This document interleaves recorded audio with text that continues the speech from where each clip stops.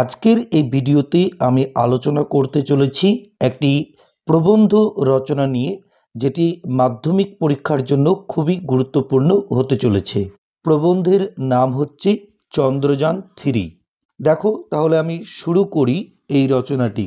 মহাবিশ্বে, মহাকাশে, মহাকাল মাঝে, আমি মানব একাকী ভ্রমি বিস্ময়ে।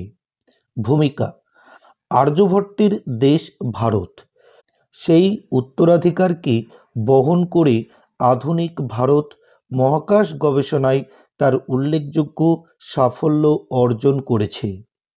1969 সালে মহাকাশে যাত্রা শুরু করে কয়েক দশকে ভারত অর্জন করেছে এক ঈর্ষণীয় সাফল্য।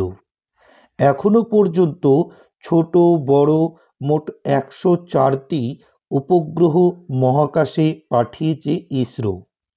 2014তে মঙ্গলে পাঠিয়েছে মহাকাশযান। 2016 সালে পুনরায় ব্যবহারযোগ্য লঞ্চ ভেহিকল বানিয়ে ইতিহাস তৈরি করেছে এই সংস্থা। ভারতের এই সাফল্যের ইতিহাসে নতুন অধ্যায় তৈরি করেছে চন্দ্রযান-3। কোটি কোটি মানুষ অপার বিস্ময়ে চেয়ে থাকে নতুন তথ্যের সন্ধানে। দ্বিতীয় পয়েন্ট নিয়ে আলোচনা করব এবার আমরা। ভারতের চন্দ্র অভিযানের ইতিহাস।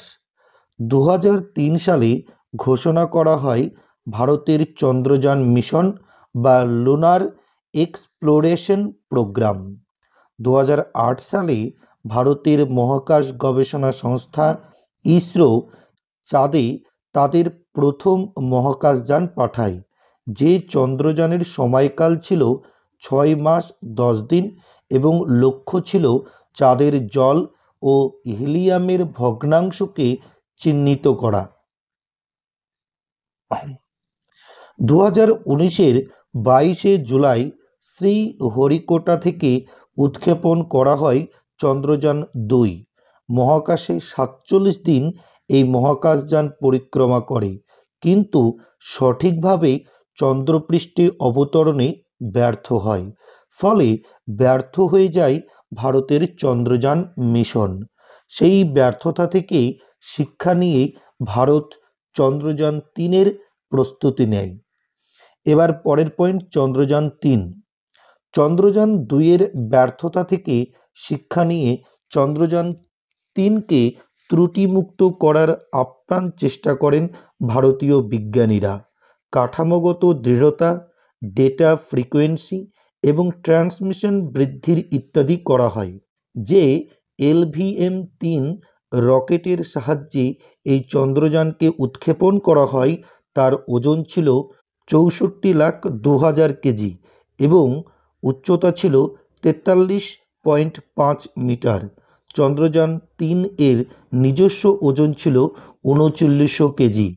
প্রপালশন মডিউল, ল্যান্ডার ব্র্যাকেটে বিক্রম ও রোভার ব্র্যাকেটে প্রজ্ঞান নিয়ে গঠিত চন্দ্রযান-3। বিক্রমের রয়েছে 4টি ইম্প্যাক্ট লেগ বা তির্যক পা এবং 4টি ল্যান্ডিং ক্লাস্টার ব্র্যাকেটে ইঞ্জিন। 2023-এর 14ই জুলাই যার উৎক্ষেপণ হয় 23শে আগস্ট সফলভাবে সেই চন্দ্রযান চাঁদে অবতরণ করে। ভারতের মহাকাশ বিজ্ঞানের ইতিহাসে এক নতুন অধ্যায় সংযোজিত হয়। পরের পয়েন্ট, অভিনবত্ব এবং উদ্দেশ্য। সম্পূর্ণ দেশীয় প্রযুক্তিতে ভারতীয় বিজ্ঞানীদের দ্বারা তৈরি হয়েছে চন্দ্রযান-3, তাই এই সাফল্য সম্পূর্ণভাবে ভারতের সাফল্য। চাঁদের যে দক্ষিণ মেরুতে চন্দ্রযান-3 অবতরণ করেছে তা পৃথিবী থেকে অদৃষ্ট এবং অন্ধকার রহস্যাবৃত। পৃথিবীর কোনো দেশ চাঁদের এই দক্ষিণ দিকে এর আগে অবতরণ করতে পারেনি। চন্দ্রযান-3 চাঁদের দক্ষিণ মেরুতে জল এবং বরফের পরিমাণ সম্পর্কে তথ্য দেবে, প্রাকৃতিক উপাদান ও খনিজ পদার্থ সন্ধান করবে, প্রাকৃতিক গ্যাসের ভাণ্ডারের সন্ধান করবে, সেখানকার ছবি পাঠাবে এবং প্রাণের অস্তিত্ব খুঁজবে। শেষ পয়েন্ট দেখো, উপসংহার। চন্দ্রযান 3-এর সফল অবতরণের মধ্যে দিয়ে ভারত পৃথিবীতে চতুর্থ দেশ হিসাবে এই কৃতিত্ব অর্জন করল। আমেরিকা, রাশিয়া এবং চীনের সমান মর্যাদা লাভ করল। শুধু তাই নয়, দক্ষিণ মেরুতে অবতরণের ক্ষেত্রে ভারত হয়ে থাকল চন্দ্র অভিযানের প্রবর্তক দেশ। ভারতের বিজ্ঞান সাধনার ইতিহাসে নিঃসন্দেহে এ এক স্বর্ণোজ্জ্বল ঘটনা। ভিডিওটি ভালো লাগলে অবশ্যই একটি লাইক করে দিও এবং বন্ধুদের মধ্যে শেয়ার করে দিও। আর এই চ্যানেলে তুমি যদি নতুন হয়ে থেকো তাহলে অবশ্যই চ্যানেলটিকে সাবস্ক্রাইব করে দিও। ঠিক আছে, প্রত্যেকে ভালো থেকো, সুস্থ থেকো।